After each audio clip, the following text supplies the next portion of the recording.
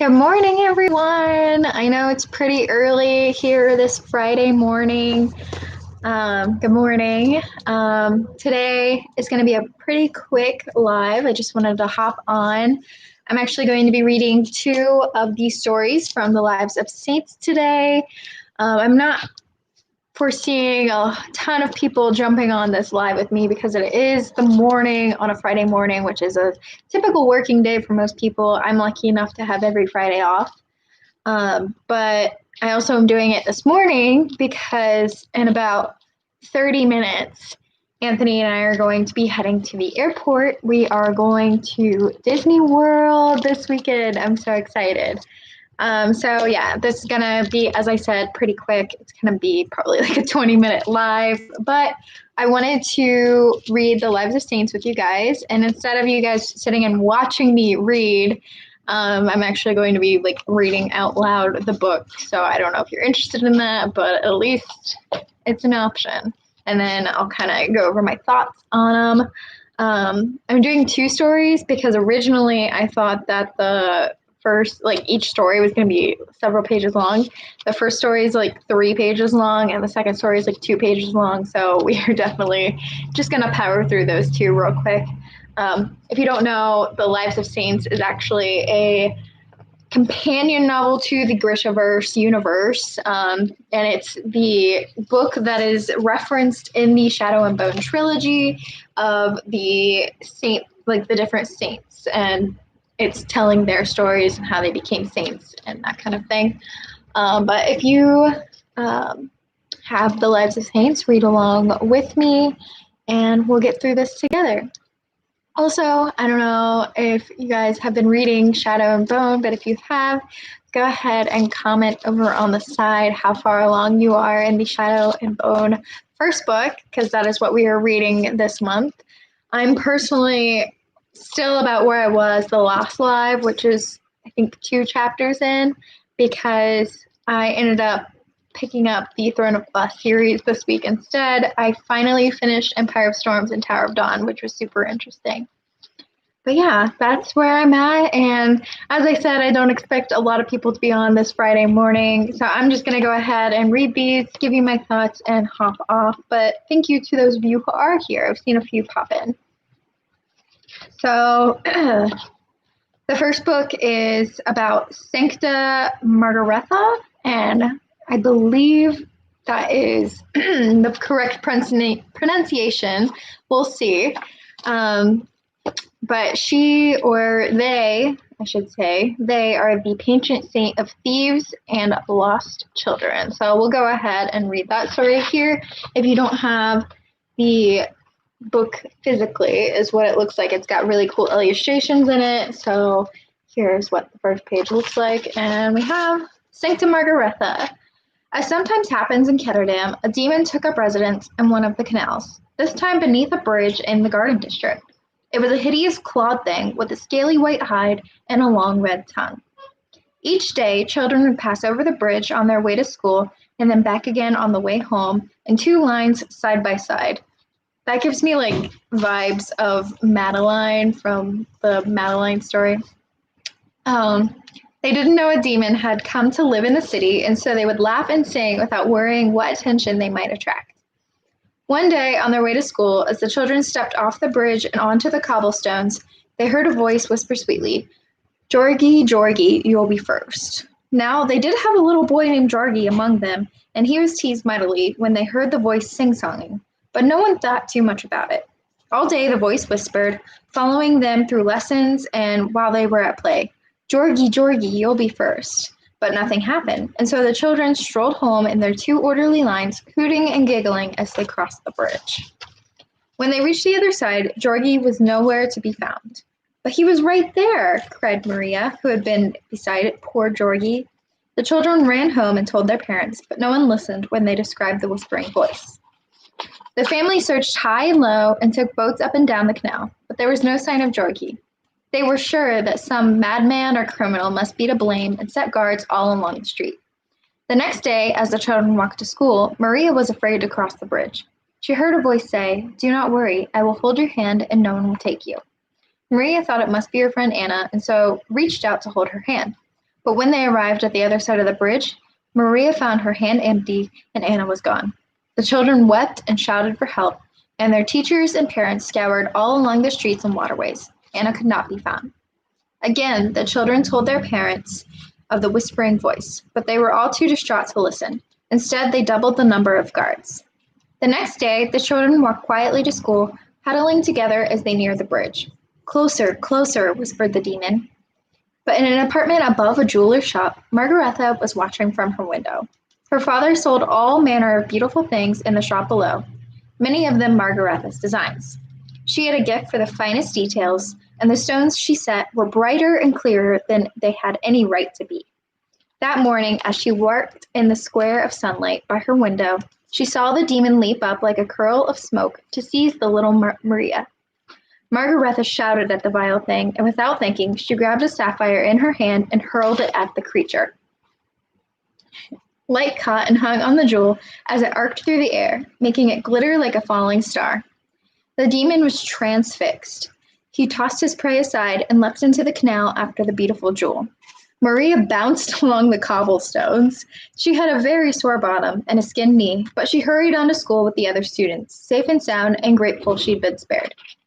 Margaretha tried to tell her friends and neighbors about what she'd seen. They listened attentively, for Margaretha was a practical girl who had never been given to fancy. Yet no one quite believed her strange tale. They agreed she must have a fever and recommended she retire to bed. Margaretha did go to her room, and there she sat at her desk, vigilantly watching the bridge. The very next morning, when the demon tried to seize Maria again, Margaretha tossed a big emerald pendant into the canal. The demon threw Maria into a doorway and leapt into the water to retrieve the jewel. Now Margaretha knew this must not go on. One day she would be too slow and the demon would take another child. So she set her mind to the problem.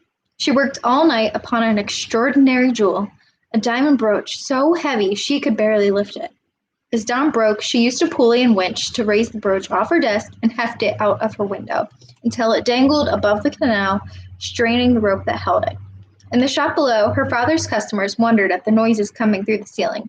But with children disappearing right and left, there were other things to concern them. This time, when the children approached the bridge, Margaretha was ready. As soon as the demon leapt up, she released the rope. The bridge plummeted into the canal with a tremendous splash. But even the quick glimpse the demon had of it was enough to drive him mad with need. Down the demon went into the dark waters. All thoughts of children to devour abandoned, its claws reaching out for the diamond at the bottom of the canal, but the brooch was too heavy to lift. Anyone with sense would have left the jewel there. The demons have no sense, only appetite. It had seen the sparkle of the brooch as it fell and knew that this stone was more lovely and necessary than any it had seen before. The demon died wrestling with the brooch and drowned its corpse floated to the surface of the canal. The merchant council skinned its body and used its head as an altar cloth at the Church of Barter. It's said that many years later, when the great drought came and the canals ran dry, a stash of jewels was found at the bottom of the canal, including a brooch so heavy no one could lift it. And beneath that pile of gems, a heap of children's bones. Every year, lanterns are lit along the canal and prayers are said to Margaretha, patron saint of thieves and lost children.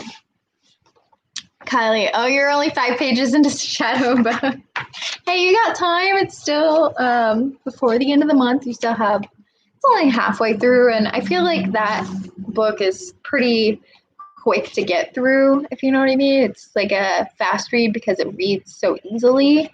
There's not a lot of, there's some world building, but it's not like heavy world building, so you don't have to like sit and think about things and figure out what's going on. And it's also like big wording and shorter pages, so it's a pretty quick read. I'm reading the Selection series right now, which is also a really quick read, and I'm really enjoying it, so you should check out the Selection series as well.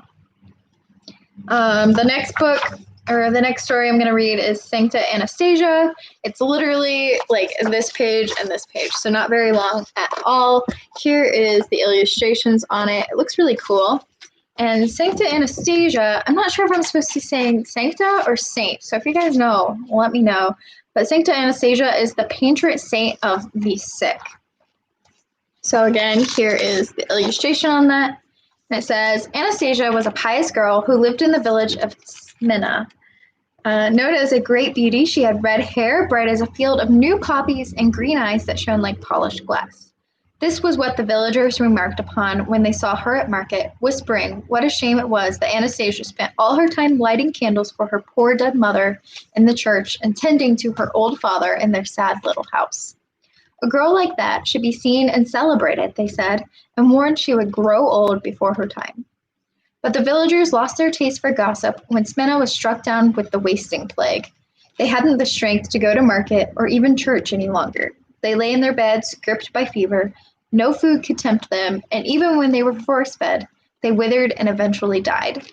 Anastasia did not sicken. Her father, afraid their neighbors would brand her a witch, kept his daughter in the house, hiding her plump limbs and rosy cheeks. But one morning her father would not rise from bed. He would eat neither meat nor bread, nor any of the delicacies Anastasia prepared for him. A voice spoke to her as she knelt by the bed, praying to the saints for her father's life to be spared. When Anastasia rose, she knew what to do. She found her mother's sharpest knife, made a long, slender cut along her arm, and filled a dish with her blood. She lifted it to her father's lips and bid him drink. "What is that delicious aroma?" her father cried. "It smells like partridge with crispy skin and wine warmed with spices." He drank greedily of his daughter's blood, and soon his cheeks were flushed and the plague had gone from him. The servant had observed the whole endeavor, and word soon spread of the healing properties of Anastasia's blood. The townspeople came to the house, then people from the neighboring towns. Anastasia's father begged her to see sense and bar the door, but she refused to turn anyone away. Her blood was drawn into little dishes, from her wrists, her arms, or ankles, and taken out to the people who drank and were healed. When Anastasia learned that there were people too weak to come and beg for her blood, she asked to be placed in a cart, and she was taken into the countryside from village to farmsteads and cities. She grew weaker and weaker until, finally, an archesque, last drops of her blood leaked from her body into a waiting cup, and her body became a husk that blew away on the wind. Sancta Anastasia is known as the patron saint of the sick and is celebrated every year with tiny dishes of red wine. I just gave myself a paper cut, and that really hurt. Maybe Sancta Anastasia can give me some of her blood to heal the paper cut. That sucked. Look, can you see it? You can't. The webcam sucks, but it is what it is. So, as I said, very short live. I just wanted to read those two pages with you.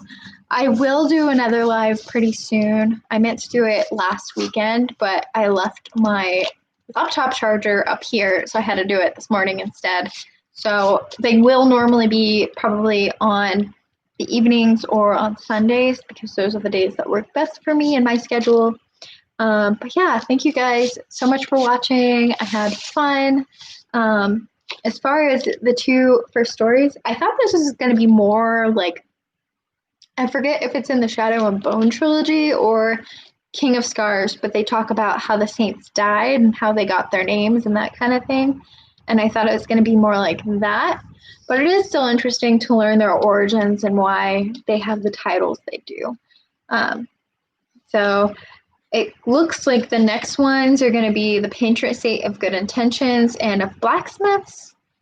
We have battle weary, unwed women, sailors, and lost causes. That one sounds fun. But yeah, I'm excited to read about all these saints. So seems like the stories are going to be pretty short, which is nice. And yeah, thank you guys for watching. I will check in with you in the next live video. Bye, friends.